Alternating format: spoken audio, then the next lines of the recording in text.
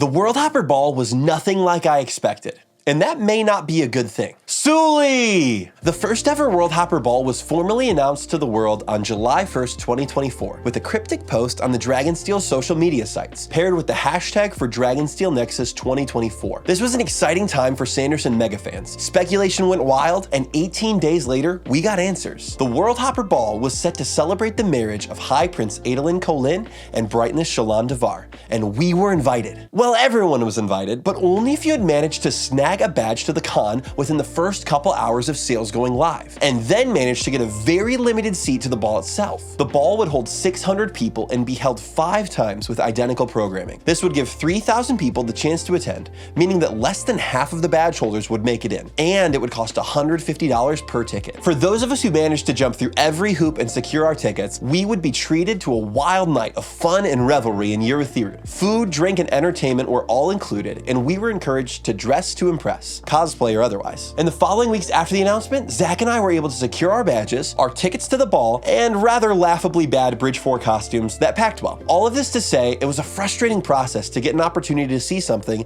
that had never been done before. So here's how it went. Dragonsteel Nexus 2024 was chaotic and exciting and exhausting and rewarding.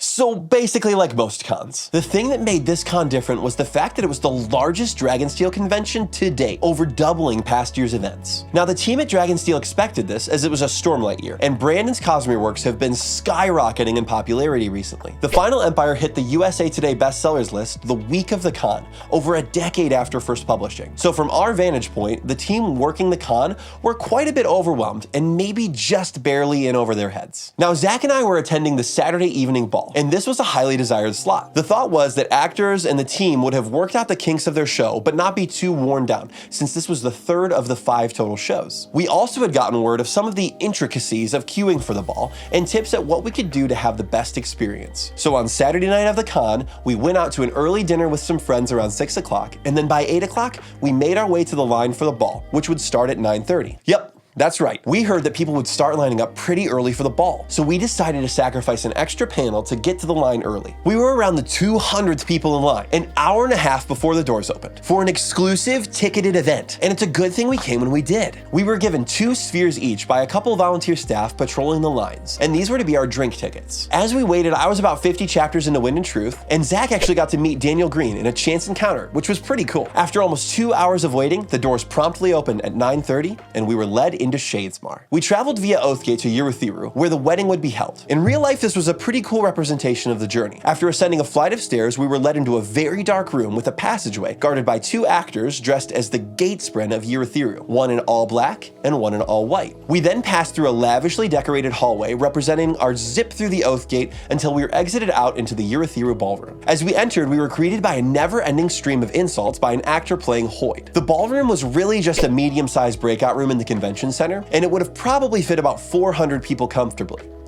We had 600. Immediately upon entry to the lavishly decorated room, we rushed straight to the bar line. We were warned that this line would be outrageous for the whole night, and that was very true. There were 2 bars with 3 bartenders each, 1 serving alcoholic drinks and 2 serving the mocktail wines. There were a bunch of options of drinks representing the different Rosharan wines, and they were all pretty fun, but unfortunately, they made each drink to order. It took about a minute to serve a drink, and with 600 attendees, each with 2 drink tokens, there was a drink line almost to the door the entire night. That took away from the ambiance a little bit, but after we grabbed our Emerald and Sapphire wines, we headed to the Gansho Chowta Bar and Rock's Curry Cauldron. There were 4 food options between the 2 booths, 2 meat and 2 veggie. You could try Rock's Stew and the Lopin's Chowta, and there was never any line for the food as it was readily available. It was pretty good, and you could have as much as you'd like. I'm not sure if that's how the food was intended to run, but we were able to try all 4 food options and get seconds. The drinks we received paired well, though I hear some of the drink mixes were pretty rough. As we were waiting in line for our drinks, the programming started, and Hoid introduced us to our cast. We met Dalinar, Navani, Yasna, Renarin, Kaladin, and of course the couple, Adolin and Shallan. Hoid mostly officiated the marriage with some help from Dalinar. We couldn't really see since the dance floor was immediately surrounded by people, but there weren't any major lore drops that we noticed. At some point, a strange red-haired lady apparently tried to crash the event, but Hoid rebuffed her. That may mean more to some of you than others. After the ceremony, Brandon gave a sweet toast with his wife, and then Adolin and Shallan had their first dance. The dance floor was then opened up, and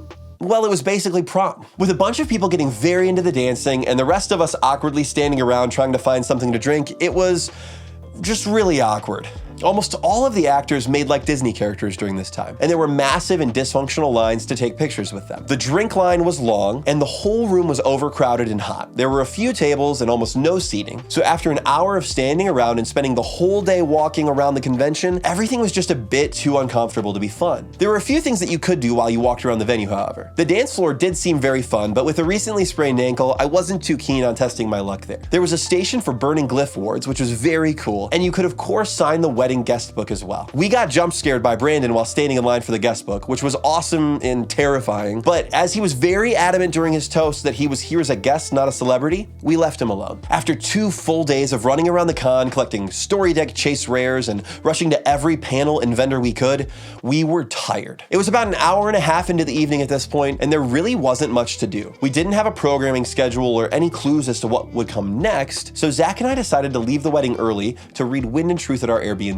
This was a bummer for sure, as we knew we'd be missing some of the programming. Apparently there were human-sized spren flying around after we left, but again, it didn't really feel worth it to wait around in a hot, cramped room with far too many lines just to see what was, in reality, decent actors playing out a relatively unimportant deleted scene. As Zach and I headed back through Shadesmar, we were greeted by 2 very friendly staff who gave us our gift bags and showed us where to exit. There was no re-entry at this point, so with that, our $150 evening was over. I know it may seem like I've been pretty harsh on the Worldhopper Ball so far, but there's a lot of good here still. As far as our value goes, our goodie bag contains some cute little trinkets from the event and also a massive goblet to commemorate the night. They were selling these goblets for $50 at the Lightweaver Foundation during the con, and they included a Kedek written by Yasna on the rim. So a pretty cool memento for the night. We got 2 drink tokens that were valued by the event at $5 each and unlimited buffet style food. So let's say that was about $40 there. Estimating then that we got about $100 in face value goods from the experience makes that price tag feel much more reasonable. When you add together the sheer number of staff, the dozen or so actors, who were incredible by the way, I love you Hoid, and then the unbelievable decorations and environment, I have to say I'm glad we didn't miss out on this one. To summarize the night, I honestly think that this was a very new and very challenging thing for Dragonsteel to take on